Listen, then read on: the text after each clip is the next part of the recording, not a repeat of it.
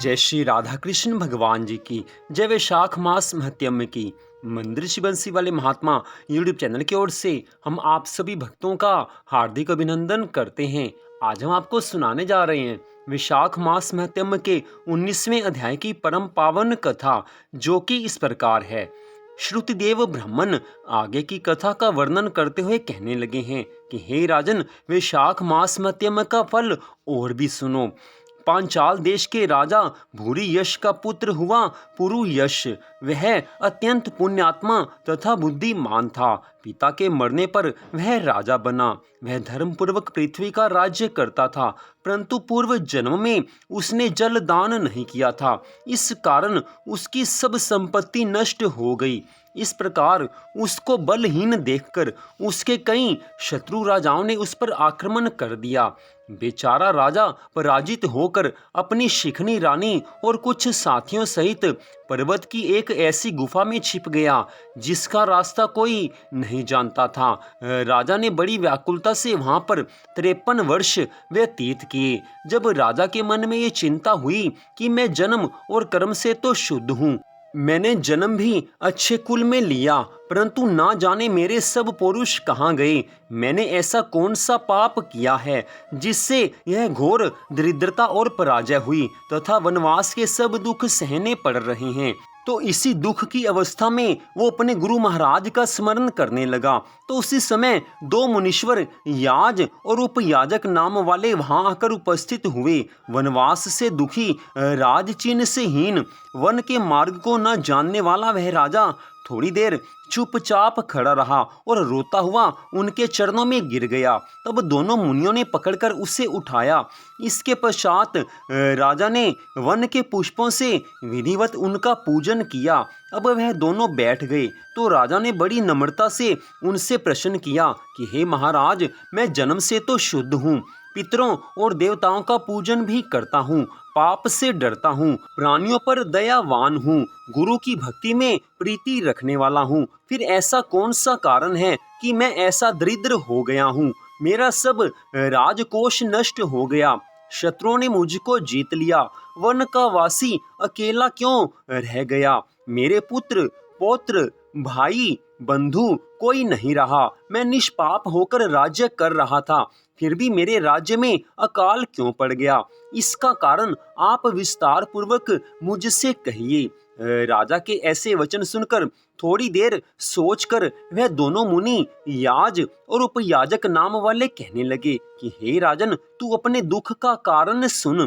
पहले 10 जन्मों में तू अत्यंत घोर पापी व्याघ्र रहा है। 10वें जन्म में भी तू बड़ा कठोर हृदय व्याघ्र का जन्म धारण कर प्राणियों का वध करने में यमराज के तुल्य था।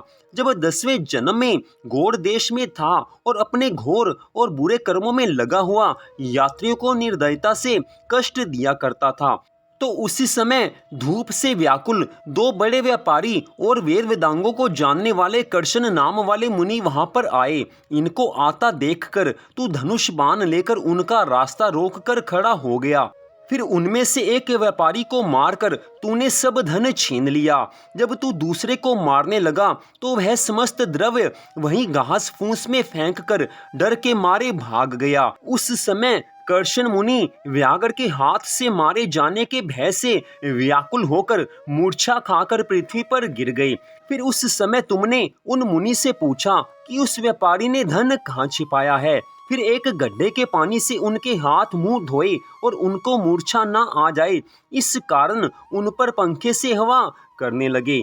तब मुनि से तुमने कहा कि जब तक इस वन में सशस्त्र हूँ तब तक तुमको किसी बात का भय नहीं है। निर्धन मनुष्य सदा सुखी रहते हैं तथा तुम्हारे फटे वस्त्र और टूटे बर्तनों को लेकर भी मैं क्या करूँगा। तुम केवल इतना बता दो कि उस व्यापारी ने धन को कहाँ छिपाया है। यदि ठीक नहीं बताओगे तो मैं तुम्हें मार डालूंगा। उस समय कर्शन मुनि कहने लगे हैं कि व्यापारी धन को इस घास फूस में फेंक गया है और स्वयं इधर भाग गया है। व्याघ्र ने ऋषि से कहा कि तुम निडर होकर सुखपूर्वक यहाँ से चले जाओ। यहाँ से थोड़ी दूर पक्के तालाब में निर्मल जल है, वहाँ पर जल पीकर और अपनी थकान दूर करके अपने स्थान को चले जाओ। अभी राजा के कर्मचारी व्यापारी का रुदन सुनकर तथा पांवों को खोज देखते हुए इधर आएंगे, इसलिए मैं तुम्हारे साथ नहीं चल सकता। यह पंखा ले जाओ, इसकी हवा से कुछ गर्मी कम हो जाएगी। इस प्रकार वह पंखा लेकर गहन वन में चले गए। यद्यपि तुमने कार्यवश उसकी सेवा की थी, परंतु वैशाख मास की प्रचंड धूप में तुम्हारे द्वारा की गई इस सेवा के परिणाम स्वरूप तेरा जन्म विशाल राजवंश में हुआ। यदि तेरी इच्छा अब सुख, राज्य, धन धान्य, लक्ष्मी, स्वर्ग या सायुज्य मुक्ति पाने की है, तो वैशाख मास के सब धर्मों का पालन करो। तुमको संपूर्ण सुख भगवान की कृपा से प्राप्त हो जाएंगे। इस वैशाख मास का दूसरा नाम माधव मास भी है। इस दिन तू तत्काल ब्याई गऊ का ब्राह्मण को दान दे, इससे तेरे कोष भर जाएंगे। छत्री के दान से तुझको राज्य की प्राप्ति होगी। विधिवत स्नान करने से, श्री हरि विष्णु भगवान जी का पूजन करने से, श्री कृष्ण भगवान जी का पूजन करने से, दिव्य प्रतिमा के दान से तेरी विजय होगी। यदि तेरी इच्छा अपने समान पुत्रों की है, तो तू सब प्राणियों के हित के लिए प्याऊ लगवा। हे राजन, इन वैशाख मास के सब धर्मों के करने से समस्त लोक तेरे वश में हो जाएंगे। इतना कहकर दोनों कुल पुरोहित, याज और उपयाजक नाम वाले अपने अपने घर को चले गए।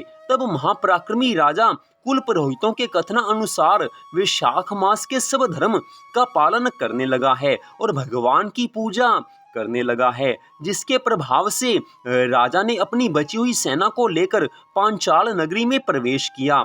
इस प्रकार राजा पुरुयश ने अपना खोया हुआ सारा राज्य पुनः प्राप्त किया है और उसके पश्चात भगवान की भक्ति में लीन हुआ है। फिर उसने अपना सारा जीवन वैशाख मास के सब धर्मों का पालन किया है और उसको भगवान की अनंत कृपा मिली है। तो यहीं पर वैशाख मास महत्म के 19वें अध्याय की कथा का विश्राम होता है। मंदिर श्री बंसी वाले महात्मा यूट्यूब चैनल की ओर से आज की इस कथा को आपने सुना।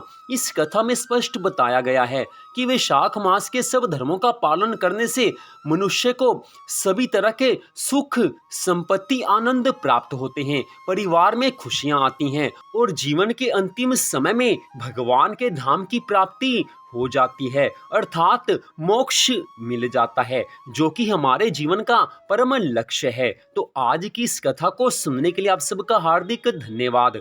भगवान श्री राधा कृष्ण जी की वैशाख मास महत्म की अनंत कृपा सदा आप सब पर, आपके परिवार पर बनी रहे, इसी मंगल कामना के साथ जय श्री राधा रानी सरकार की, जय श्री कृष्ण भगवान की, जय वैशाख मास महत्म की। जय जय श्री राधे, जय जय श्री राधे, जय जय श्री राधे श्याम।